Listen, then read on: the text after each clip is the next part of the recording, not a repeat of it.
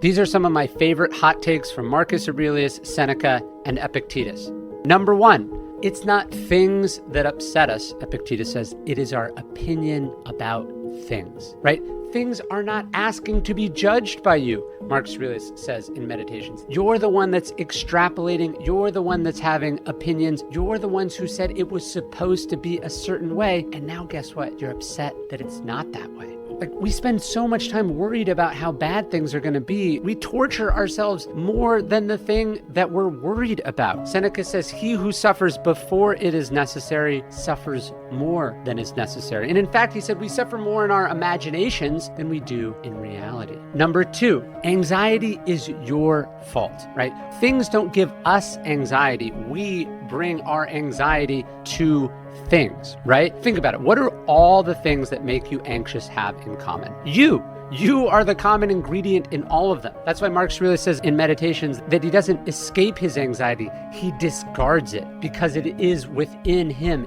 It's the fault of his perceptions, nothing outside himself. Number 3, fame is worthless. What is fame? People chattering about you, people clapping their hands together, Marcus Aurelius says in Meditations. What good is that? And he says, how strange is it that we long for posthumous fame, fame we won't be around to enjoy. He says, besides, the people in the future will be just as stupid as the people who are alive right now. Why do we care about other people's opinions more than our own? Why do we crave to be liked by others who, by the way, we don't like that much, whose opinion about other things we don't respect very much? But when it comes to us, we want to be known by them, we want to be seen by them, we want to be loved by them.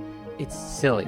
Number 4, you need to shut up. You talk way too much. Zeno, the founder of Stoicism, says we have 2 ears and 1 mouth for a reason. He said we should listen twice as much as we speak, right? The world would be so much better if we posted less and read more.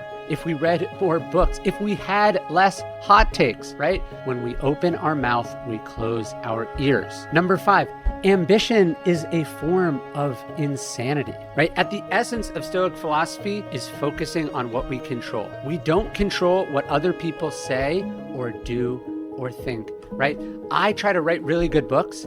I've had to do a lot of work to realize I don't control whether they become a bestseller or not. The New York Times decides that, right? Marcus Aurelius explains this perfectly. He says, ambition is when we tie our happiness to what other people do or say or decide.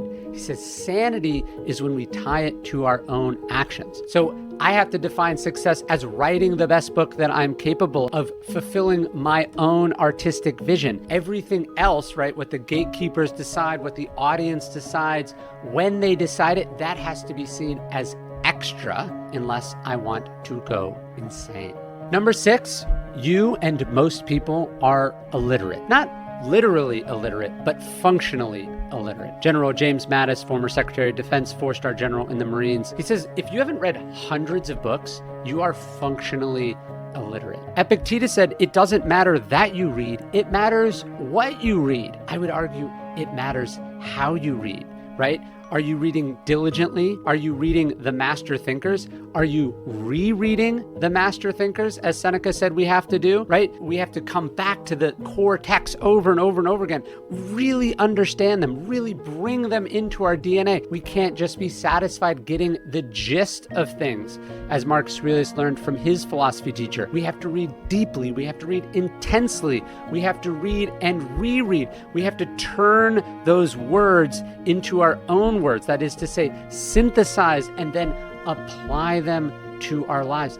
And most people just plain aren't doing that, which is why it has been said that there is no difference between someone who does not read and someone who cannot read, right? It's how you read and how much you read and how much work you put in that ultimately determines whether you are literate or not. Every day I send out one Stoic-inspired email to hundreds of thousands of people all over the world. If you want more Stoic wisdom in your inbox, you can sign up at dailystoic.com/email. It's totally free. You can unsubscribe at any time. We'd love to have you.